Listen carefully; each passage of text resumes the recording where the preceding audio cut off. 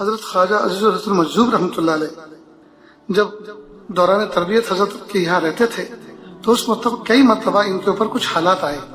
حالات کیا آئے؟ ایک مرتبہ انہوں نے کچھ گڑبڑ کی تو حضرت نے ان کو سزا دی.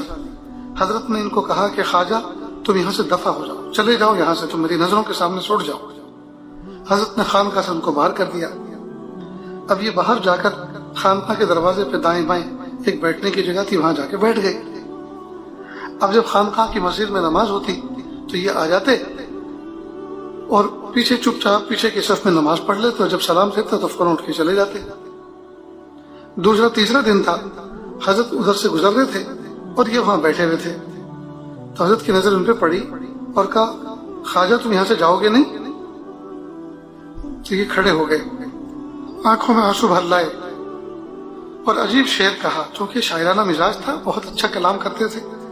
فوراً شاعرانہ انداز میں کہا تو ہو کہ ترش روح چاہے گالیاں ہزار دے، یہ وہ نشہ نہیں جسے ترشی اتار دے. بس اتنا کہنا تھا. آنکھوں میں آنسو تھے، دل ٹوٹا ہوا تھا. حضرت نے ان کو بھی اپنے سینے سے لگا لیا، پھر سینے سے لگا لیا اور معافی تلافی ہو گئی. یہ جو کہا نا کہ تو ہو کہ ترش روح چاہے گالیاں ہزار دے، یہ وہ نشہ نہیں جسے ترشی اتار دے.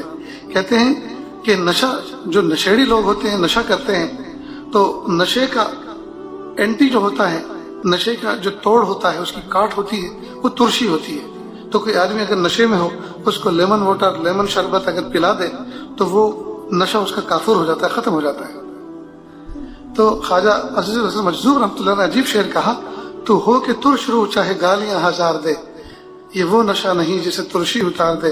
یعنی میں نے جو آپ کی محبت کی شراب پی ہے اور مجھے جو نشہ چڑھا ہے، یہ وہ کوئی شراب کا نشہ تھوڑی ہے، ناپاک چیز کا نشہ تھوڑی ہے کہ اگر لیموں کا پانی آدمی پی لے یا کھٹا شربت پی لے تو وہ نشہ کافر ہو جاتا ہے.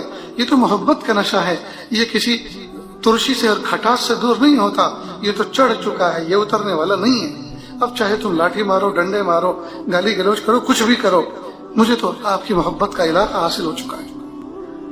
تو یہ لوگ تھے جنہوں نے اپنے دلوں کی اصلاح کرائی اور اپنے آپ کو اس طرح سے فنا کیا، قدموں میں جو ہے اپنے آپ کو ڈال دیا. اس لیے ہمیں بھی اللہ تعالیٰ سے دعا کرنی چاہیے کہ پیارے اللہ ہمیں بھی کوئی ایسی مربی عطا فرما، اور جو مربی اللہ آپ نے ہمیں عطا فرما رکھے ہیں وہ اگر ہماری تربیت کے خاطر اگر وہ ہمیں کچھ اونچ نیچ بھی کرتے ہیں، وہ اگر کوئی ایسی بات بھی کہتے ہیں جس سے ہمارے دل پر آرے چلے، جس سے ہمارا دل ٹوٹے، تو ہم ہرگز دل برداشتہ نہ ہوں، بلکہ سوچیں کہ اسی دل کے ٹوٹنے میں تو ہو اللہ تعالیٰ کی محبت ملنے والی ہے. اسی کو تو کسی نے کہا، علامہ اقبال نے کہا، نہ چھپا چھپا کے رکھی سے یہ آئینہ ہے وہ آئینہ کہ ٹوٹ جائے تو ہے عزیز تر نگاہ آئینہ ساز میں. دنیا کے آئینے، دنیا کے مرر جس میں چہرہ دیکھا جاتا ہے، وہ ہوتے ہیں جو جب تک صحیح سالم ہو تو ان کو دیوار پر ہینگ کر کے رکھا جاتا ہے، دیوار پر اونچی جگہ پر ان کو رکھا جاتا ہے جی، اور اس میں آدمی اپنے آپ کو مینٹین کرتا ہے. لیکن اگر ٹوٹ جائے تو اس کو کوڑے کے ڈھیر پہ پھینک دیا جاتا ہے. لیکن دل یہ وہ آئینہ ہے کہ جب یہ ٹوٹ جاتا ہے تو جو اس کا صانع ہے، جو اس کا بنانے والا ہے، جو اس کا کاریگر ہے، اس کی نظر میں یہ ٹوٹا ہوا آئینہ قابل قدر ہوتا ہے. دنیا کا آئینہ بنانے والا اگر آئینہ ٹوٹ جائے تو بنانے والا خود اپنے ہاتھوں سے پھینک دیتا ہے کوڑے کے ڈھیر پر.